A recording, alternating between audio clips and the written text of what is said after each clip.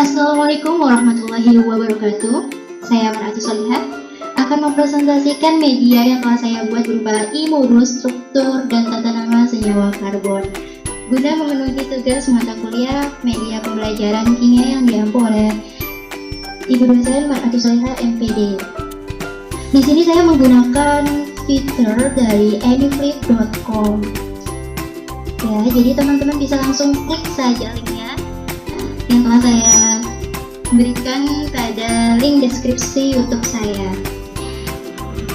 Nanti tampilannya akan seperti ini ya. Saya akan salin dulu linknya.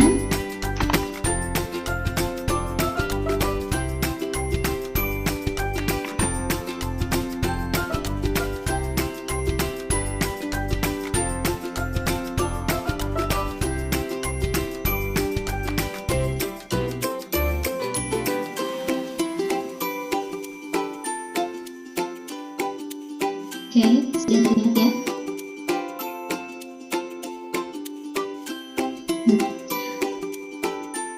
Di sini saya akan menjelaskan dulu ada fitur-fitur dari Anyflip yang bisa memudahkan dalam sistem pembelajaran. E-modul saya bisa digunakan oleh guru dan siswa dengan mudahnya menggunakan laptop ataupun HP Android yang masih terhubung dengan jaringan internet. Di sini ada fitur seperti pesan share, jadi e-modul saya bisa dibagikan ke Gmail, kemudian ini ada full screen, ada lagi social share, bisa di-share ke bisa ke FB, ke Gmail, Twitter, ini nanti bisa berubah kode QR ataupun link, berupa link. Selanjutnya ini bisa kita next page, untuk ini atau before page. Ini ada autoplay, dia bisa ke next page dengan sendirinya halaman selanjutnya gitu. Ya, kita berhentikan bisa laser yang kotak-kotak ini bisa kita klik langsung ke halaman yang diinginkan. Jadi sangat memudahkan dan menghemat waktu. Dan ini bisa di zoom in ataupun zoom out. Gitu.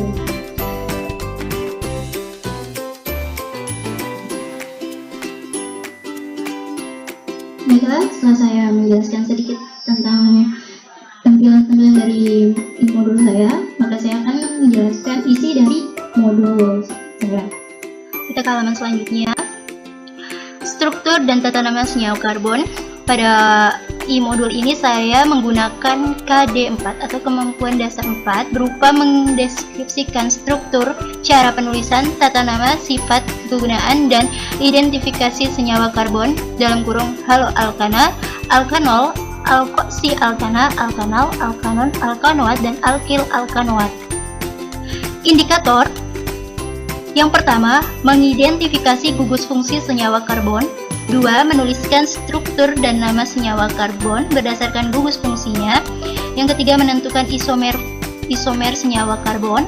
Keempat, menjelaskan sifat fisik senyawa karbon. Dan yang kelima, mendeskripsikan kegunaan senyawa karbon.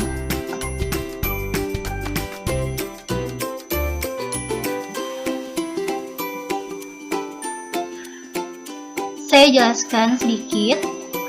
Pengertian senyawa organik adalah senyawa yang mengandung atom karbon, ya, C, kecuali CO atau karbon monoksida, CO2 atau karbon dioksida, CN atau sianida, dan ion CO32- atau ion karbona, tergolong senyawa anorganik. Senyawa organik diklasifikasikan ke dalam senyawa hidrokarbon dan turunan hidrokarbon. Senyawa hidrokarbon adalah senyawa yang hanya terdiri atas atom karbon dan hidrogen. Senyawa hidrokarbon digolongkan ke dalam alkana, alkena, dan alkuna. Apa itu alkana, alkena, dan alkuna? Alkana adalah senyawa hidrokarbon yang mengandung ikatan kovalen tunggal di antara atom-atom karbonnya. Kita bisa lihat pada gambar metana contohnya. C di sini terdapat 4 ikatan dan ini kovalen semua tunggal ya. Kemudian alkena mengandung ikatan kovalen rangkap 2 karbon-karbon. Dan rangkap 2 ini antara C yang satu dan C yang kedua. Di contohkan di sini adalah etena. Kemudian alkuna itu ikatan kovalent rangkap 3 karbon-karbon. Ada rangkap 3 di sini ya, dinamakan etuna. Nah, bagaimana cara penamaannya? Kita bisa lihat pada tabel. Perbandingan. Jika atom C-nya itu 1, maka dia dinamakan metana. Karena alkena dan alkuna itu rangkap, artinya C-nya itu lebih dari 1, maka dia tidak ada namanya. Nah, C2 di sini etana, sampai C selanjutnya ada namanya di sini. Sedangkan nama alkena dan alkuna itu mengikut saja dari alkana, hanya diganti. Misalnya etana, alkena di sini kan jadi etena, ganti A, A-nya diganti E. Kemudian alkuna ya, yang A tadi diganti U, jadi etuna begitu.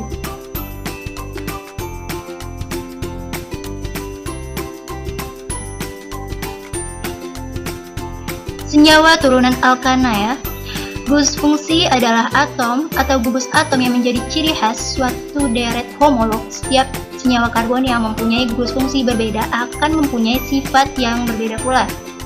Di sini ada beberapa gugus fungsi ya. OH, habis itu ada O sama alkilnya, R aksen itu berupa alkil. Kemudian ada karbonil, ada karboksil. Ini jenis-jenis senyawa bisa dilihat. Kemudian ada keterangan pada rumus struktur gugus fungsi senyawa turunan alkana yang beri tanda seperti ini, itu merupakan isomer fungsi. Nah, apa itu isomer fungsi? Tenang, di modul ini pasti akan dijelaskan dengan secara singkat, padat, jelas tentunya ya. Oke, di sini akan dibahas tentang tata namanya, kemudian ada sifat dan kegunaan. Saya contohkan di sini misalnya tata nama haloalkana.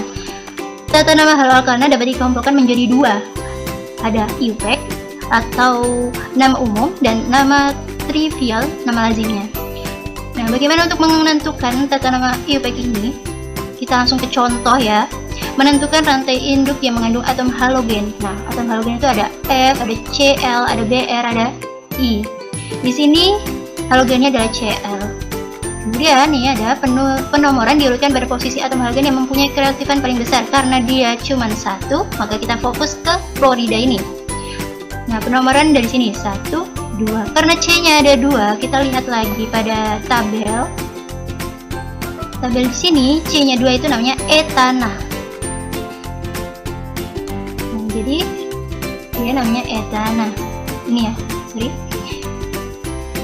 Cl itu jadi kloro, jadi 1 kloroetana. Kemudian di contoh yang kedua, terdapat 2 halogen Cl dan Br. Bisa dilihat kereaktifannya itu lebih ke klorida. Jadi penomoran dari sini 1, 2. Diberi nama 2 bromo 1 kloroetana karena C-nya di sini ada 2 ya. C cabang 1, 2. Nah, mengapa tidak dari 1 klorobromoetana?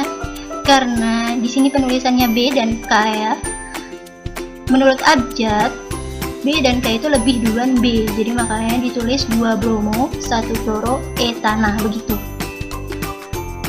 Kemudian ada nama lazim. Untuk nama lazim di sini contohnya monohaloalkana adalah alkil halida. Nah, jadi dari nama alkilnya gitu. Jika di sini metil klorida, maka IUPAC-nya itu bisa 1, ya kan? Ini ada halogen, ini 1 dan C1 berarti kan metana. Ini 1 klorometana. Sedangkan ini untuk nama lazimnya jadi metil. Yang tadinya metana jadi metil dan yang tadinya kloro jadi klorida begitu. Ini pun begitu. C-nya kan ada 3. Propana, jadinya diganti propil dan bromida. Ya, sangat mudah dijelaskan di dalam modul ini. Ada sifatnya juga. Kita dulu.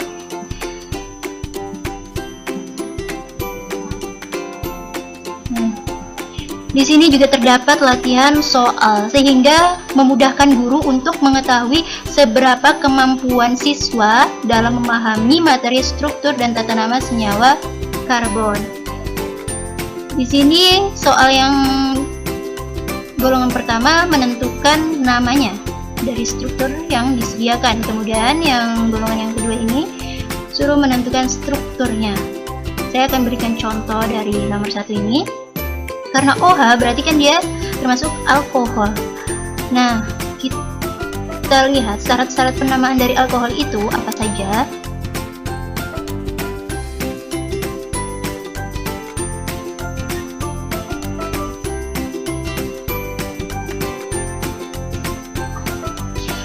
Ada 2, trivial dan IUPAC. Saya akan coba memberikan nama umumnya atau IUPAC-nya. Alkana yang A itu tadi diganti dengan O. Contoh di sini kan etana, jadi etanol. Penomoran C-nya itu yang paling dekat dari OH, jadi 1, 2. Ya. Langsung kita ke latihan soal yang tadi.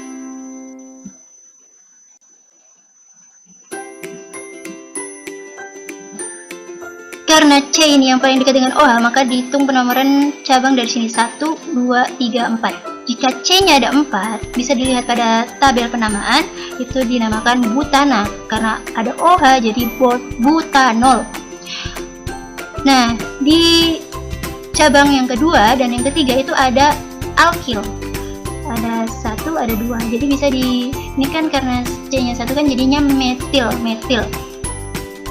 Bisa dinamakan 2,3 dimetil karena ada 2 ya, jadinya dimetil butanol. Ini keisomeran. Nah, tadi kita membahas tentang gugus keisomeran gugus fungsi. Ternyata dia termasuk dari keisomeran struktur. Isomer sendiri itu dibagi menjadi 2, ada keisomeran struktur dan keisomeran ruang. Struktur dibagi lagi, ada kerangka, posisi, dan fungsi. Sudah tersedia penjelasan dan contoh-contohnya. Begitu pula pada keisomeran ruang, ada geometri dan optik, sudah dijelaskan pula penjelasan dan contoh-contohnya ada, sehingga memudahkan dalam pembelajaran. Demikian presentasi dari saya. Saya akhiri. Wassalamualaikum warahmatullahi wabarakatuh.